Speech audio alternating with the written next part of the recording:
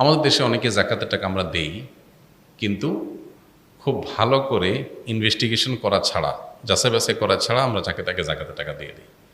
এতে জাকাত আদায় হবে না। জাকাতের হকদার বা জাকাতের উপযুক্ত যিনি জাকাত খেতে পারবেন, যাকে জাকাত দেয়া যাবে, সে মানুষগুলো সম্পর্কে কোরআনে কারিমে আল্লাহ তাআলা একটি আয়াতে আলোকপাত করেছেন। আল্লাহ বলেছেন, আউযু বিল্লাহি মিনাশ শাইতানির রাজীম, ইন্নামাস সাদাকাতু লিল ফুকারাই ওয়াল মাসাকিন ওয়াল আমিলিনা আলাইহা ওয়াল মুআল্লাফাতি কুলুবুহুম ওয়া ফির রিকাব ওয়াল গারিমিন ওয়া ফি সাবিলিল্লাহি ওয়া ইবনিস সাবিল।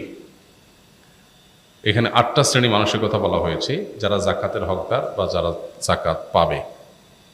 সে ৮ শ্রেণীর ভিতরে প্রথম শ্রেণী হলেন যারা ফকির। ফকির বলতে যারা অভাবী, তাদের যে উপার্জন হয় সে উপার্জন দিয়ে তাদের দিন বা মাস চলে না, কষ্ট হয়, দেনা হয়ে যায়, টেনে টেনে চলতে হয়। অর্থাৎ তাদের যেটা আছে সেটা দিয়ে তাদের একান্ত বেঁচে থাকার যে নিড প্রয়োজনীয় সেগুলো পূরণ করতে তাদের কষ্ট হয়। এরকম মানুষকে জাকাত দেয়া যাবে। আরেকটা হলো যে আল মাসাকিন, দ্বিতীয় শ্রেণী হলেন যারা কিছুই নেই, একেবারে নিঃস্ব, তাকে তো জাকাত দেওয়াই যাবে।